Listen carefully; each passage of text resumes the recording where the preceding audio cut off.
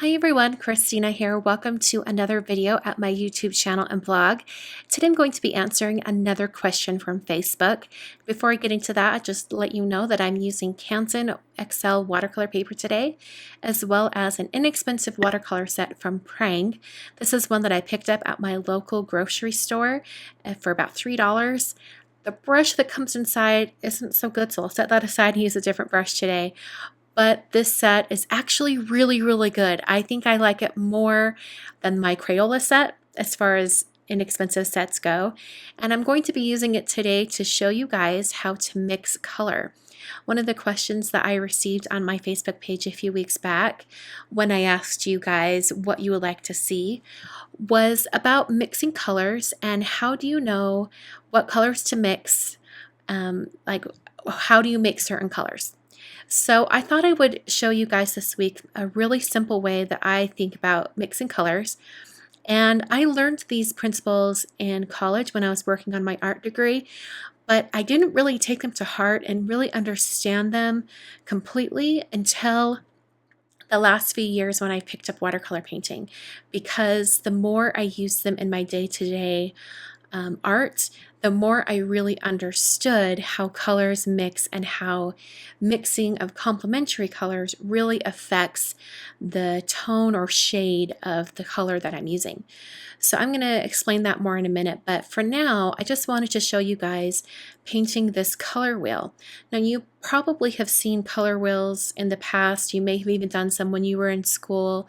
They're really simple. It's basically like rainbow order going around in a circle: red, orange, yellow, green, blue, purple, and then the colors in between those are like a mix of those two colors. So for example, I'm mixing green and blue right now to create green blue.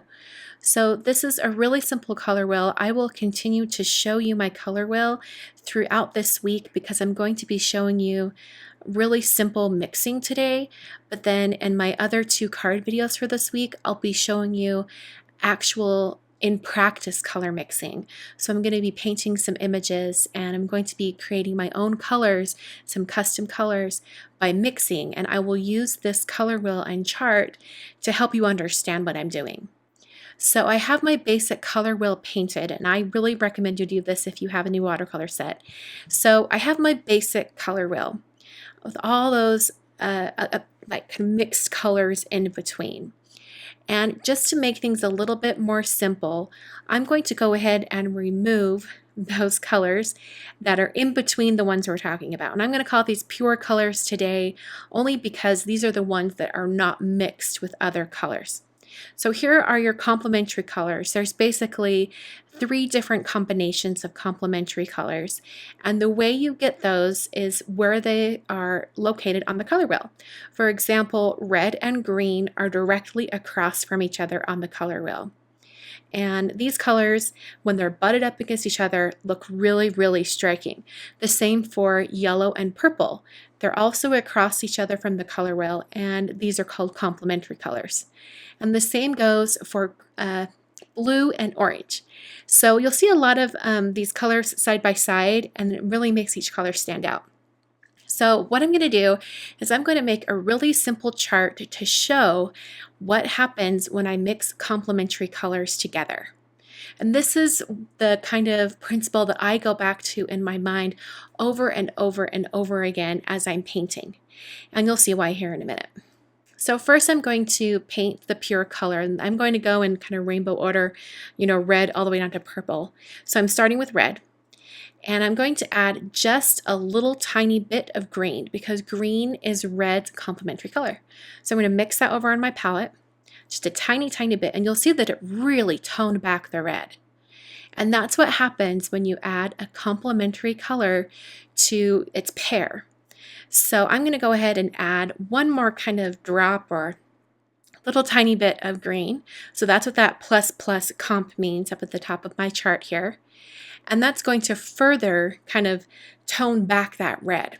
That's how I think about it in my mind. If I'm trying to get kind of a reddish brick color, I might use a tiny bit of green in there so that it tones back the red. So here I've got orange. Same principle. I've added just a tiny bit of blue because blue is orange's complementary color, and that's really toned back that orange. I've added even more blue, and then I'm putting that on here. The thing you have to remember when you're mixing these colors is that if you want it to still be red and not like go all the way to brown, is still make sure you have more red than green. For example, on this yellow and purple, they are very quick to like transform into mud or a brown color.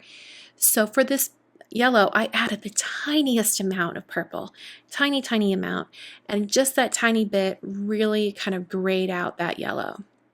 Now this one right here with green is one that I use all the time because I like to paint flowers and different things like that. I especially use it around Christmas when I'm going to be doing kind of like leaves on a wreath or things like that.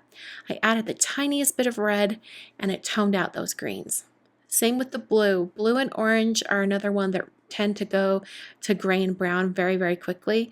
So I'm using just the tiniest amount of orange with the blue. And then I'm going to do the same for purple and red. Now the one thing I wanted to mention is that you can use like the primary colors like red, yellow, blue to create the other colors of orange, green, purple, but most watercolor sets will already have kind of what I'm calling today the pure colors. They'll already have the rainbow colors for you. So I'm not showing mixing those colors today, just to keep things simple. So I'm going to go ahead and label my chart here because I want to make sure that you guys understand how these colors were mixed. This top one was red plus green, orange plus blue, yellow plus purple, and remember use purple very sparingly, green plus red, blue plus orange, and the very last one is purple plus yellow. That very last one on the purple row, you notice it's really grayed out. So anyway, those are kind of like my really basic tips for color mixing today. Just remember complementary colors and how the complementary pairs really gray each other out. I'm going to come back to this kind of principle as I work on some cards this week. Tomorrow I have a Letter Tuesday video for you, and then I'll get right back into the watercoloring and card making. Thanks for watching, and I'll catch you guys in the next video.